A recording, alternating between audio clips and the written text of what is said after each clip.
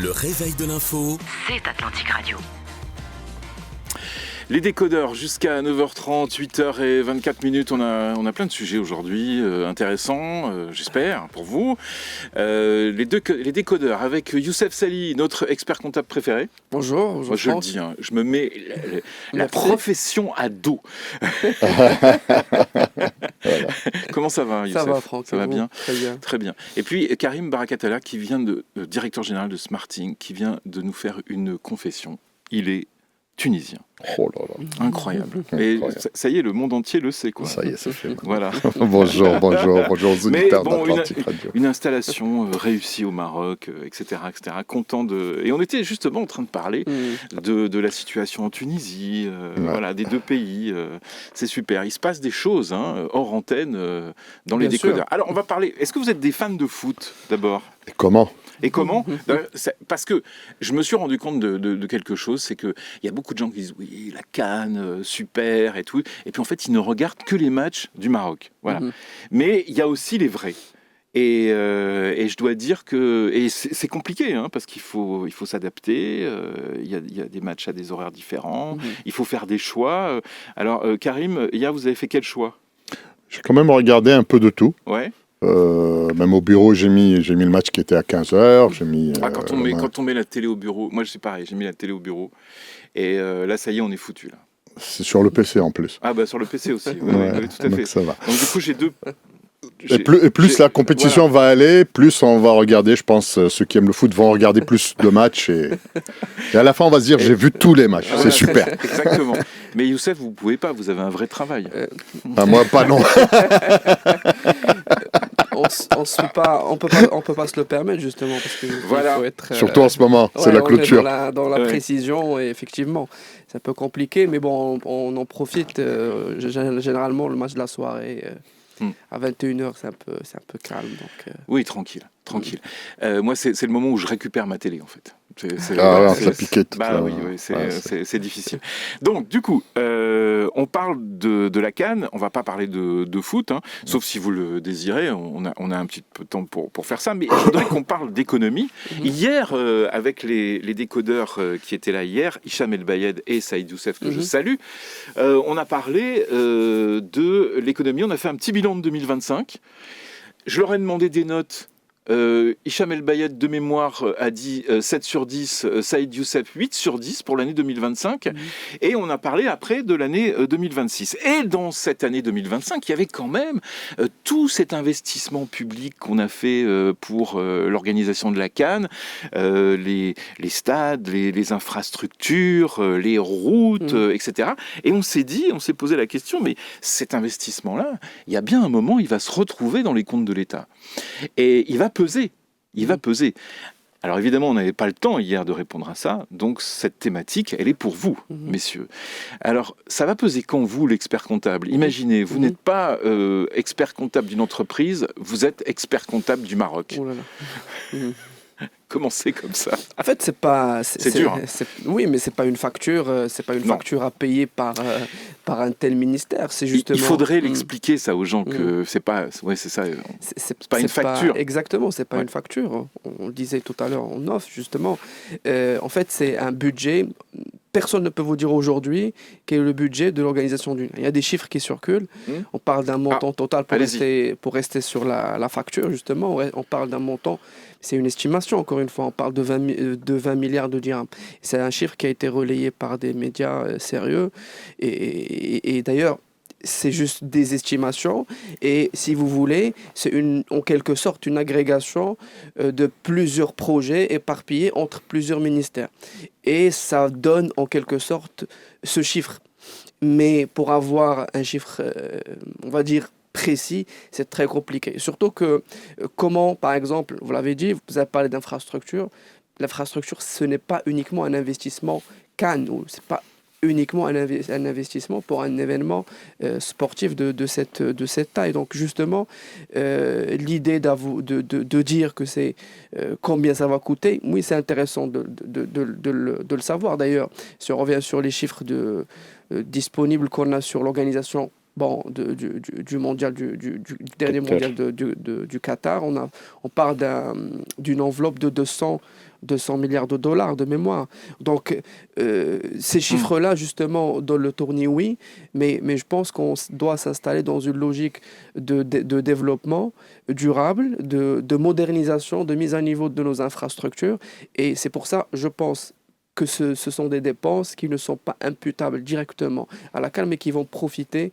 Et d'ailleurs, même en termes d'impact sur le PIB, je ne sais pas si vous en avez parlé hier, mais l'idée, c'est que justement, il y a aussi des retombées. C'est-à-dire que quand on parle de dépenses, oui, il y a des dépenses, il y a une ligne budgétaire, mais qui est sur plusieurs exercices éparpillés entre plusieurs donneurs d'ordre, maîtres d'ouvrage.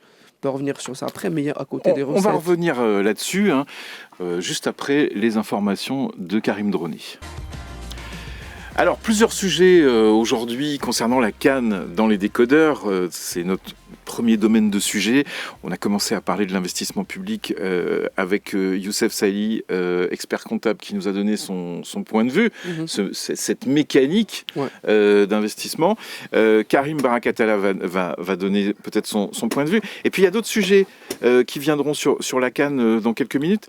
La CAN qui rallume la guerre des mobilités, la guerre entre les taxis, les VTC, Uber qui revient, et le ministre de l'Intérieur qui récemment qui appelle clairement le secteur des taxis à se moderniser pour survivre. Il demande une réforme du système des taxis. On ne parle pas de faire une loi, par exemple, pour les plateformes de VTC, mais par contre, il demande à ce que le secteur des taxis se modernise. On en parlera tout à l'heure. Et puis, troisième sujet aussi qui concerne la CAN, et c'est vrai qu'on commence quand on va sur les réseaux sociaux, on commence à lire des choses, on commence à lire des articles. Alors évidemment, il y a des mauvais articles d'influence qui viennent d'un autre pays qui est voisin, mais c'est vrai que hier, on a pu constater que une partie des stades n'étaient pas très bien remplis. Et ça, c'est la critique qu'on fait toujours dans toutes les CAN. Dans toutes les CAN, c'est toujours la première critique qu'on fait, c'est pourquoi les stades ne sont-ils pas remplis. Donc on verra tout ça. On revient à l'investissement public, Karim. Investissement public, la CAN, en fin de compte, pour moi, c'est un accélérateur du destin du Maroc. Parce que tous ces projets-là étaient prévus ou allaient se faire dans le temps. Et là, les événements CAN plus Coupe du Monde font que tous ces projets-là, ils se font en un temps plus court. Et cela donne au pays des infrastructures plus solides. Certes, la CAN, elle dure 30 jours, mais ces investissements-là, ils sont là pour tout le temps. Après, c'est sûr qu'il faut savoir les maintenir. Ça va être aussi ça, un sujet, une fois que la compétition va s'arrêter, comment on va les entretenir, comment on va les animer. Justement, voilà, tu parlais de ces stades qui sont quasiment vides ou vides pour certains matchs carrément, à part quelques spectateurs. Donc il faudrait que ces stades-là soient rentables, parce qu'aujourd'hui, un investissement, c'est aussi une rentabilité. Même quand on fait une autoroute, il faut qu'elle soit rentable. Exactement. Moi, je me souviens d'un papier tel quel, je crois, de Reda Alali, qui concerne le stade de Ben Slimane, qui sera donc en service en 2027, je crois, et qui disait que bon, il n'y avait pas de doute, grâce au FC Ben Slimane, donc le stade sera rempli à chaque fois, évidemment pour les matchs, enfin plus ou moins ça. Mais on peut se moquer, mais ça va être très compliqué quand même de remplir ces stades, de trouver des activités, des concerts, des événements, etc. Ça va être compliqué. De toute façon, il y a beaucoup de plateformes pour les concerts. Il y a les théâtres qui n'ont pas encore démarré, il y a les stades, alors qu'il y a une infrastructure qui est là, elle est énorme. Si elle ne tourne pas, elle va coûter très cher en termes d'entretien, de maintenance. Et ça aussi, il faut en tenir compte. Donc, la CAN, comme je disais tout à l'heure, ça accélère un processus d'investissement qui devait se faire. Ça a été un catalyseur. C'est un catalyseur, voilà. Et c'est une excellente chose. C'est aussi une très très belle vitrine pour le pays.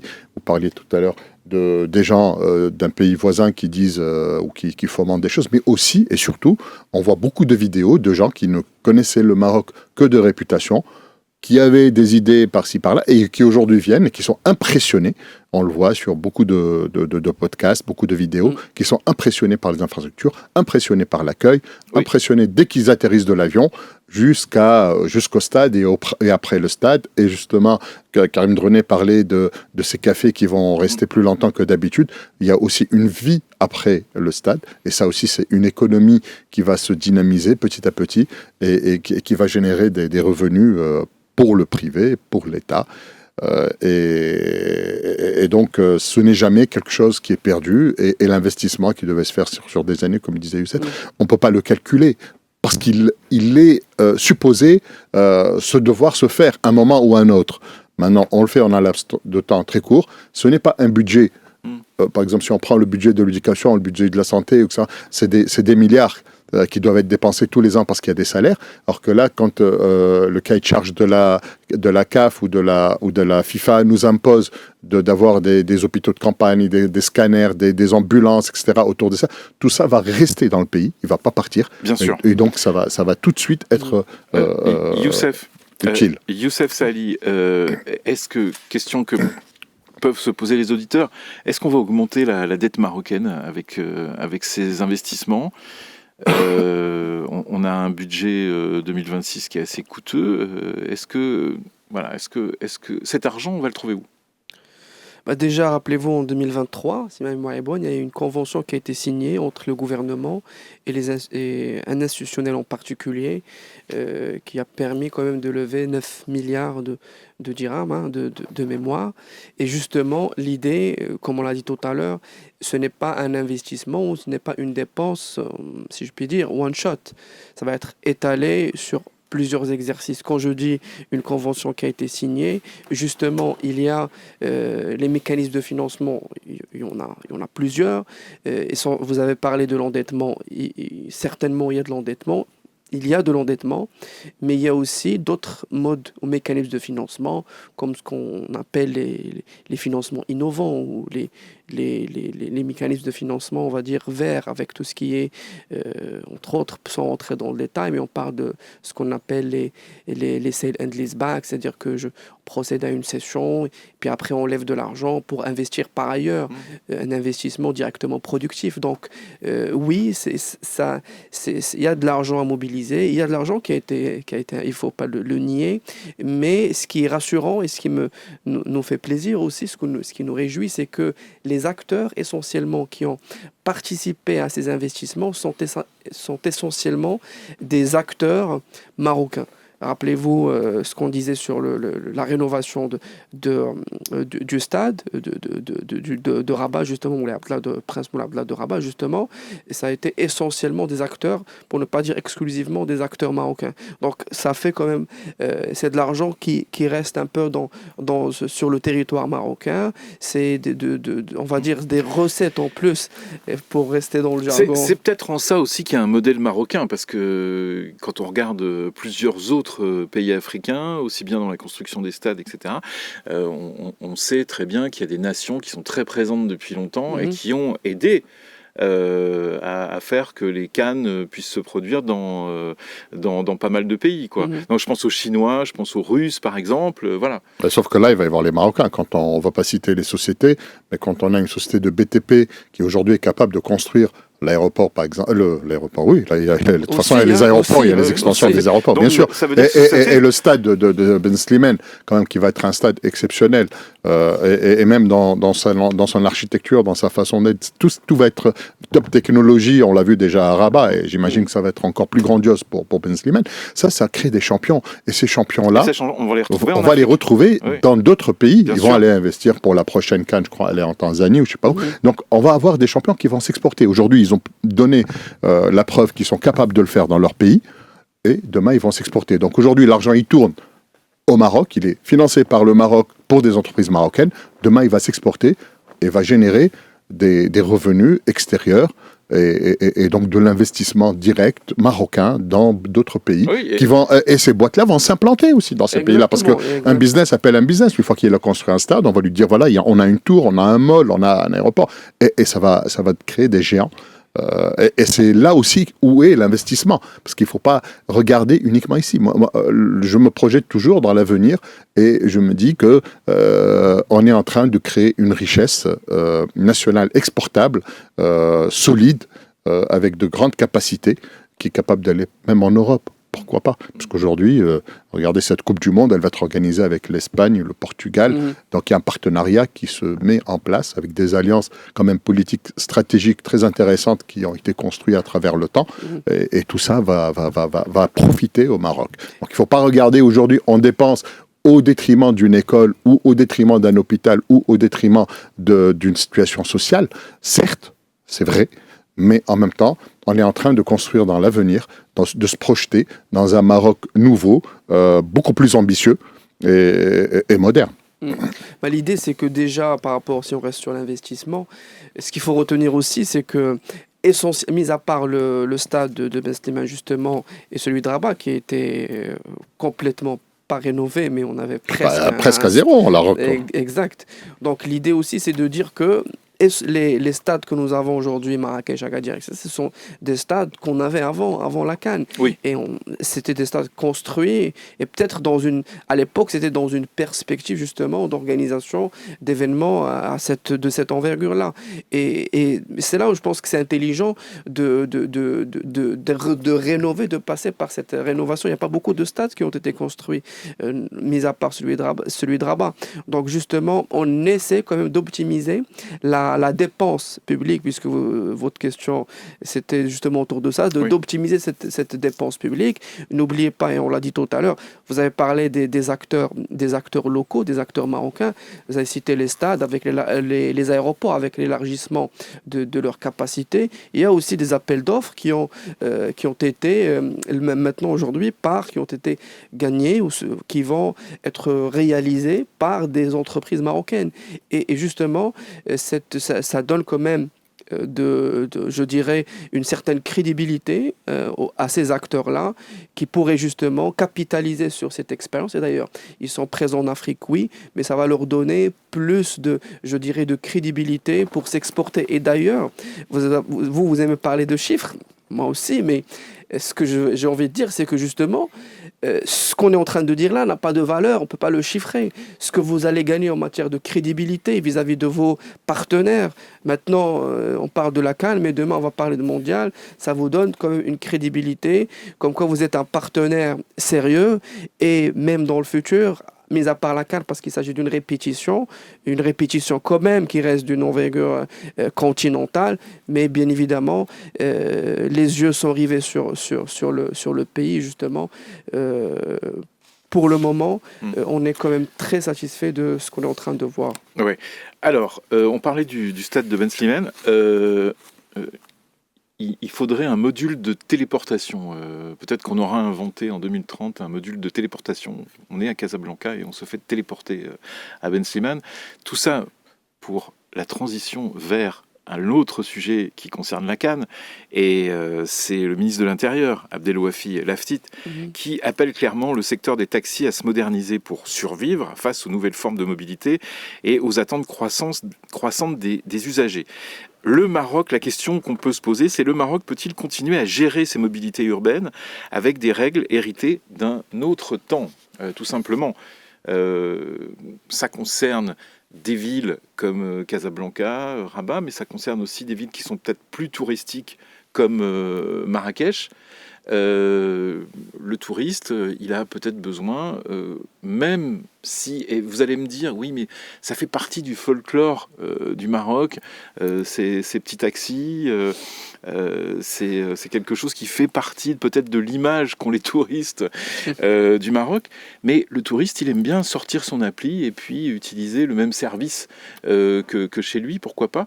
Donc qu'est-ce que vous pensez de ces déclarations du ministre de l'Intérieur qui concernent le secteur des taxis ? Pas que le touriste. Pas que le touriste, pas que le touriste, bien mais sûr, le touriste, parce que c'est celui qu'on veut bien recevoir, qu'on veut bien accueillir, qu'on veut mettre dans les meilleures conditions. C'est celui qui va venir, qui va dépenser de l'argent, voilà, qui va donc nous tout le monde voilà, aujourd'hui est concerné. À Casablanca, on se plaint beaucoup de ces taxis qui dictent leurs lois pour vous emmener là où ils veulent eux et non pas là où vous souhaitez vous. Ce compteur partagé, certes, ça a des avantages parce que un compteur partagé, ça aide aussi, puisqu'on va partager la course en 2, en 3 ou en 4. Mais c'est vrai que ça fait aussi partie un petit peu de ce côté spécial du Maroc, folklorique un peu, quand on a... Mais on ne peut pas aujourd'hui avoir en même temps un pays moderne, des infrastructures très très modernes et une mobilité un peu archaïque. Et puis, les temps changent. On va parler tout à l'heure de l'informel. Même l'informel, il utilise aujourd'hui le digital. Donc, les temps changent. Les taxis doivent évoluer. Au lieu de faire violence aux gens du VTC, ils devraient se dire maintenant comment nous, on va changer. De toute façon, ça va venir. Ça va venir. On anticipe. On va attendre qu'un jour, on va nous dire c'est fini. Les compteurs comme ça n'existent plus. Vos courses, c'est le client qui les décide et n'est plus. Ça va venir d'un jour à l'autre. Donc là, c'est un appel. Demain, ça peut devenir une obligation. Donc, autant anticiper tant que l'appel est là, autant réfléchir et se dire qu'est-ce que je vais faire de mon taxi demain, j'ai peut-être pas encore fini de payer mes traites ou je sais pas quoi. Et aussi être propre dans sa tenue, être bien pour recevoir les gens, parce que c'est aussi un lieu d'accueil, le taxi. Et donc cet appel, à mon sens, il est anticipateur d'une obligation qui va venir. Et de toutes les façons, on est sur un marché, offre et demande. Il va y avoir des applications, aujourd'hui elles existent, demain elles vont être réglementées, et où on va payer avec la carte, et où on va pouvoir avoir le taxi, là où on veut, au moment où on veut, tout seul ou pas tout seul, encore une fois, parce que c'est aussi possible de partager un VTC. Donc le côté économique aussi est toujours là. Donc à ces taxis-là de saisir l'opportunité puisqu'ils sont fédérés autour de syndicats, de dire voilà, maintenant on va évoluer, quels sont les moyens, etc. Et on peut discuter. Eux, au moins, ils sont organisés et ils ont des porte-voix. Donc ils profitent de la situation pour peut-être revendiquer des moyens autres pour aussi évoluer à leur tour. Et là, c'est la CAN directement qui rallume un petit peu cette guerre. La CAN et l'anticipation des autres événements. Oui. C'était d'ailleurs très attendu et peut-être c'est la première brique dans le cadre d'une loi éventuellement qui va enfin encadrer cette pratique. Moi j'ai envie de dire que c'est pas le même service parce que on est sur un chauffeur à disposition qui nous prend là où on veut, qui va nous déposer là où on veut justement. Donc c'est pas, il faut que les taxis, je dirais, intègrent ça, assimilent ça. Ce n'est pas le même service. Et justement, ça va créer de la concurrence. Et comme vous l'avez dit, juste titre, justement, ces personnes-là, ces taxis doivent s'interroger comment repenser leur profession dans le futur et justement, je dirais, s'adapter parce qu'il y aura de la concurrence. Et il y a de la concurrence. Et en plus de ça, n'oubliez pas que... on est autour de cette table au moins une fois pris un VTC, justement. Ce sont des personnes qui essayent aussi d'arrondir leur fin de mois. Parfois, c'est des salariés, des employés, etc. Les fois en bon service parce qu'ils sont notés. Parce qu'on les note. On ne note pas les taxis. Oui, bien sûr. Oui, c'est vrai. Et les utilisateurs regardent les notes. On revient juste après les infos de Morad Baba. Le débat est passionnant aujourd'hui, comme tous les jours. De toute façon, c'est la suite des décodeurs dans la matinale d'Atlantic Radio. Les décodeurs aujourd'hui avec Karim Barakatala, directeur général de SmartInc, et Youssef Sali, expert comptable. On a commencé à parler de plusieurs sujets qui concernent la CAN 2025. Plus ou moins d'ailleurs, l'investissement public, la guerre des mobilités entre les taxis et les VTC. Est-ce que le Maroc peut se permettre de garder finalement des spécificités, on va dire, entre guillemets, assez résilientes, comme la corruption quotidienne, comme ce système un peu opaque de taxis. Je peux en rajouter, mais non. Voilà. Est-ce qu'on est vraiment lancé dans une période où... on va parler de l'informel tout de suite, c'est pour ça que je vous dis ça. Non, pas de souci, parce que justement, moi, je pensais à ça tout à l'heure et je me disais que justement, on doit suivre ce qui se passe au niveau mondial maintenant. Aujourd'hui, si quelqu'un va voyager, par exemple, en Espagne ou en France, la première chose à laquelle on va penser, c'est d'utiliser une application pour trouver un moyen de transport. Alors, c'est marrant que vous parliez de l'Espagne. Au taxi, oui. C'est marrant que vous parliez de l'Espagne parce que je me souviens, dans les années 80-90, il y avait d'énormes critiques des touristes concernant l'Espagne. On trouvait ça sur plein de domaines, mais c'est terminé ça. L'Espagne s'est mis vraiment à complètement changer maintenant. Oui, c'est une Espagne moderne. Voilà, c'est vrai, vous n'étiez pas né. Voilà, c'est ça, oui, c'est vrai. Mais aujourd'hui, Karim, la génération. Donc, je suis très vieux, c'est ça. Ouais, c'est sûr. Là, le monde change, les choses changent. Alors, le monde change, mais est-ce que le Maroc peut changer avec le monde? Voilà. Le Maroc peut changer. De toute façon, il est en train de changer au quotidien et au niveau macro, c'est-à-dire au niveau des infrastructures, mais aussi à petite échelle. Il se modernise avec les applications, avec la digitalisation de l'administration. Le citoyen, il n'est pas obligé d'aller à sa banque aujourd'hui, il peut tout faire. Donc oui, c'est en train d'évoluer et tout doit suivre. Certes, le Maroc, il a ses spécificités. Il reste encore quand même des petites choses qui sont sympathiques, qui doivent demeurer, comme les souks, le marchandage, ces choses-là. Mais au quotidien, oui, mais au quotidien, je pense que les choses doivent s'améliorer. Même nous, on est gênés avec certaines pratiques. Quand on prend un taxi, etc. Donc, il faut que ça évolue, il faut que ça aille dans le sens, on va dire, normal des choses.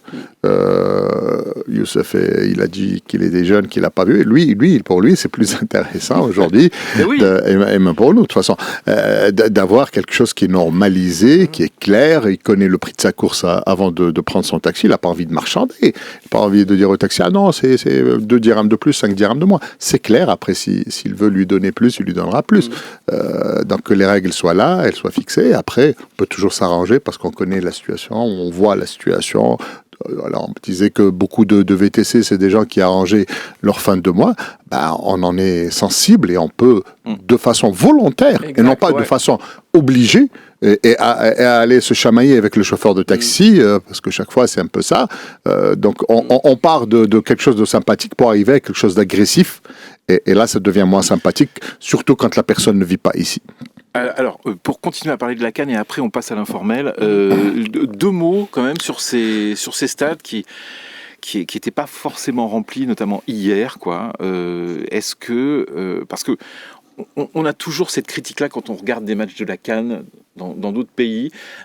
Moi, j'espérais que au Maroc ce soit différent. Qu'est-ce qu'il faut faire alors?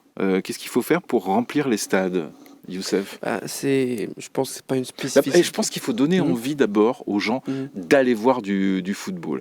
Alors pour donner envie aux gens d'aller voir du football, il faut des prix des billets qui soient relativement bas. Le son?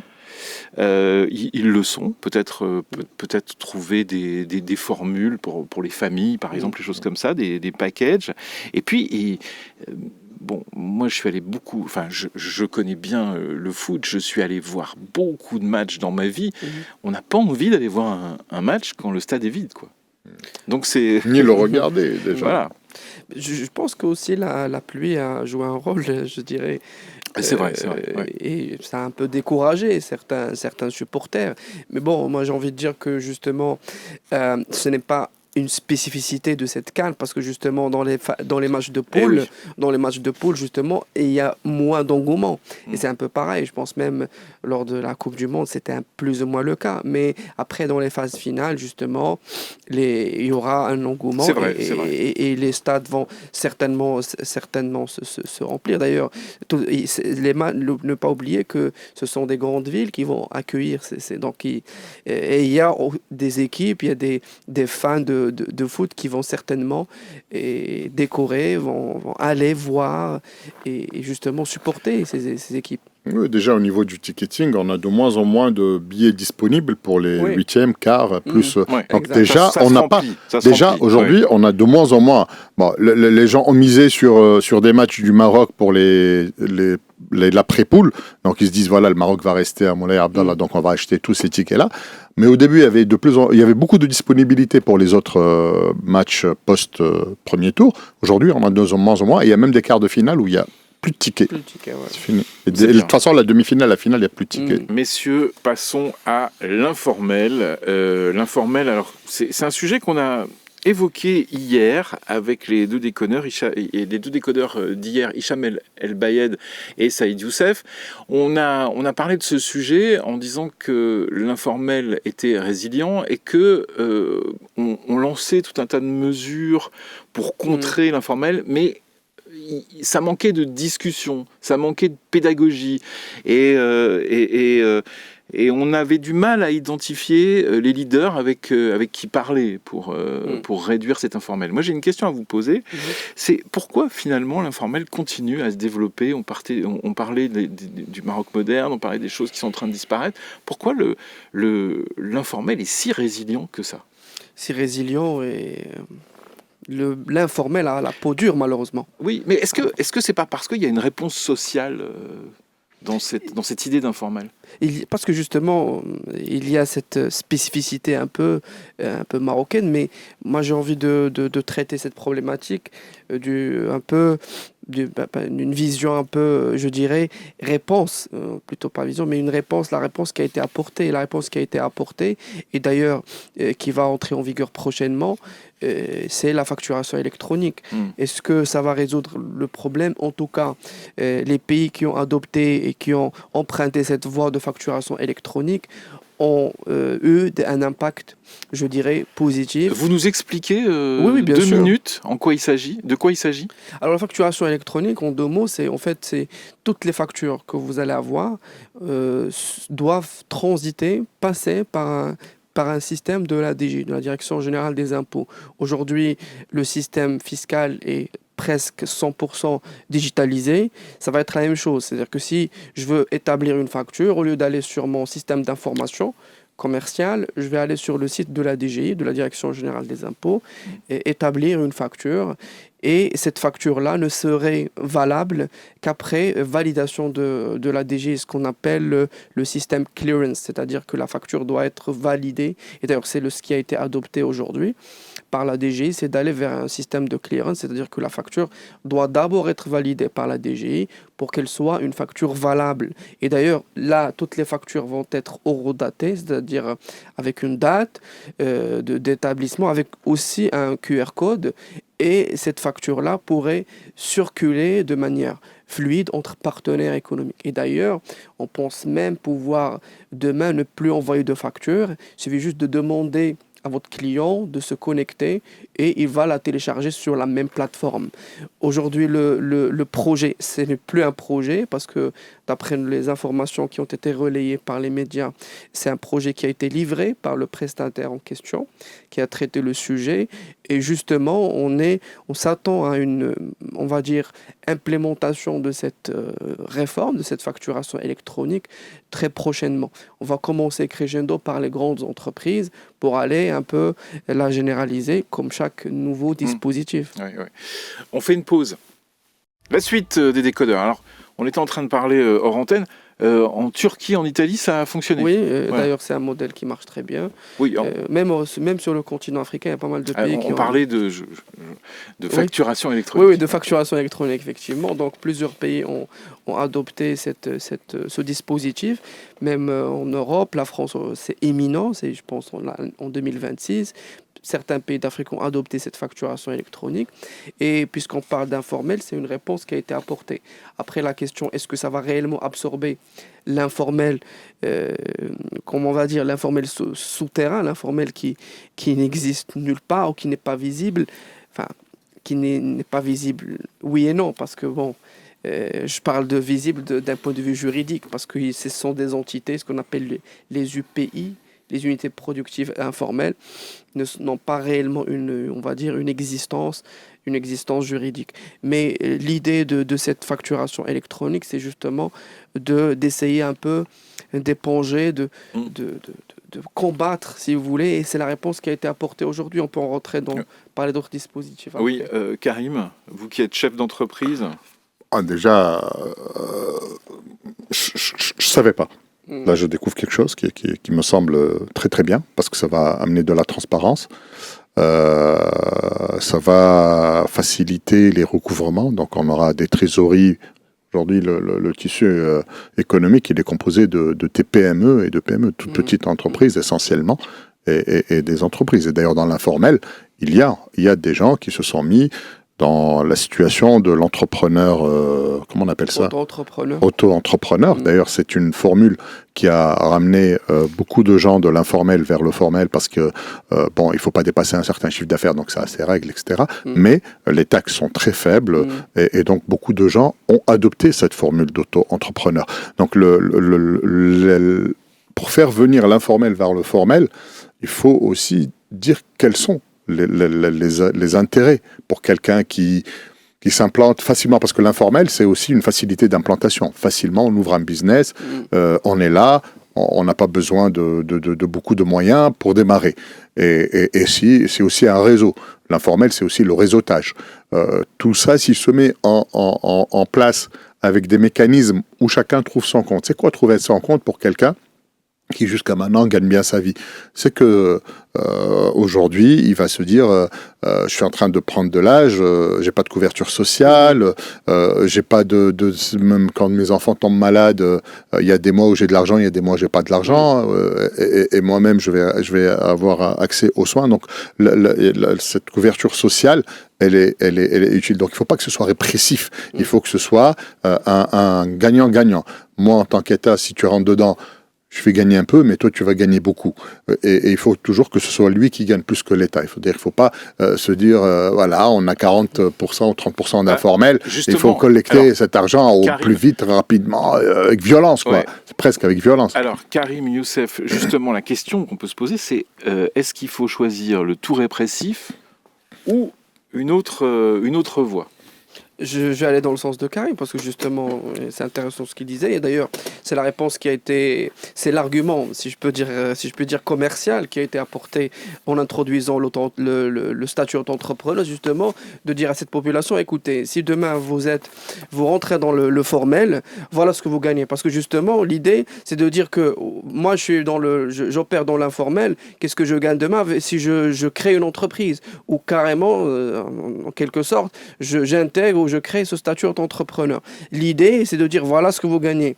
Et c'est ce que vous disiez justement. Ce que vous gagnez, c'est une couverture médicale. C'est-à-dire demain, vous tombez malade, voilà ce que vous avez. Et d'ailleurs, le statut d'entrepreneur est une réponse qui était vraiment indéniable sur le papier. Mais malheureusement, d'un point de vue pratique, les objectifs escomptés n'ont pas été...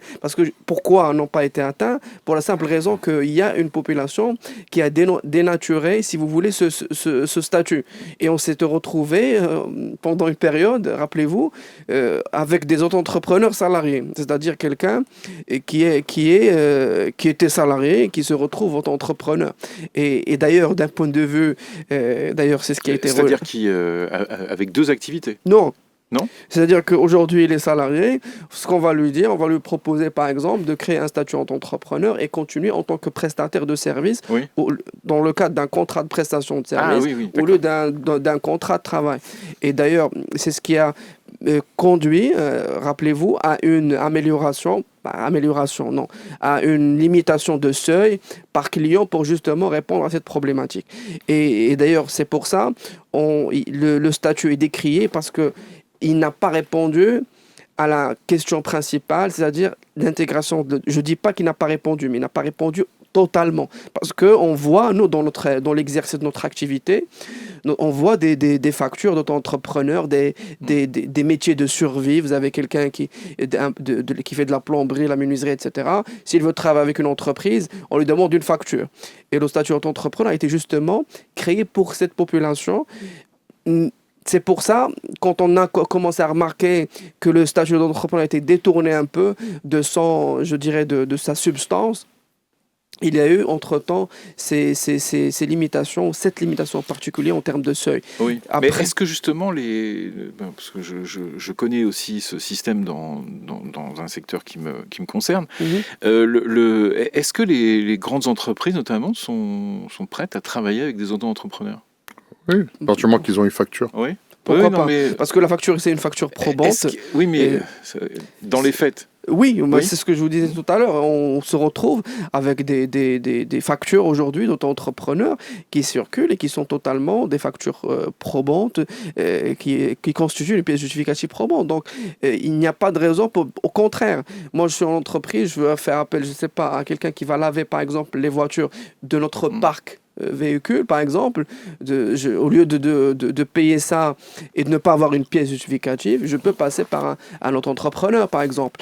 Donc, ce statut a quand même été une réponse. Oui. Si on rajoute à cela la facturation électronique, et comme je disais, l'argument, c'était ça, c'était de dire, oui, vous allez être dans l'informel, vous allez contribuer, c'est une petite contribution de l'ordre de 1% du chiffre d'affaires ou 0,5% en fonction des activités, vous allez avoir à côté quelque chose.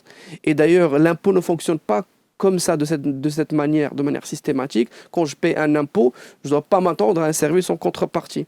Parce que l'impôt, il n'y a pas de contrepartie directe. Mais il y a eu un effort qui a été fait dans ce sens. Bon, comme il reste très peu de temps, moi je voudrais qu'on donne peut-être des solutions. Comment on fait ? Quelle est votre solution à tous les deux ? Parce qu'on vient de parler du répressif, on vient de parler d'un nouveau modèle de facturation électronique, on vient de parler de l'auto-entrepreneur, l'auto-entreprise, on est en train de faire, je pense, déjà. Je veux dire, mais oui, on est en train de faire. Les solutions c'est-à-dire que la mesure, elle se fait dans le temps. La mesure, les KPI. Non, mais il n'y a pas quelque chose qui vous surprend des fois, parce qu'on va refaire dans des villes des endroits, des marchés, ça a été le cas à Casablanca, c'est encore le cas, etc.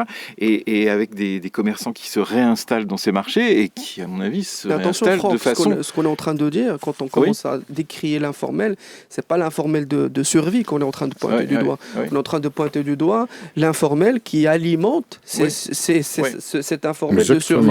Mais c'est les deux. Mais non, parce que... Non. C'est pas la même chose. Non, c'est celui qui est en bout de chaîne, lui, il survit. Oui. C'est derrière, il y a tout un mécanisme qui est lourd, qui gagne énormément d'argent et qui fuit. C'est ça la vraie fuite. Ouais. C'est pas ces gens-là, c'est pas le gars qui va te vendre je sais pas quoi, ou le petit plombier que tu vas faire. Non, il y a derrière tout un réseau de gens. D'ailleurs, quand on fait appel à un plombier aujourd'hui sur le digital, c'est un gars qui derrière, il y a une infrastructure et toute une organisation qui a une base de données de plombiers qui elle, gagne beaucoup d'argent. Vous voulez parler d'une mafia, par exemple Je ne sais pas si c'est une mafia, mais de toute façon, c'est quelque part une mafia. Tant qu'on fuit ses obligations fiscales, on est dans l'illégalité. Et à partir du moment qu'on est dans l'illégalité, on peut aller vers le... Excusez-moi, mais dans d'autres pays, ça s'appelle des mafias. Enfin, bon, oui, voilà. Pourquoi pas ? Oui. Après, il y a du blanchiment d'argent. Oui, c'est des mafias. Bah oui. Aujourd'hui, le blanchiment, il dépasse le simple cadre de la violence et du terrorisme. Le mot de la fin, Youssef Saïd. Ce que vous êtes en train de dire, justement, vous êtes en train de parler d'un informel illicite. Nous, on est en train de parler d'informel licite. Je ne sais pas si on peut qualifier ça d'entreprise, mais ce sont des unités productives qui produisent dans l'informel et qui alimentent des circuits d'informel.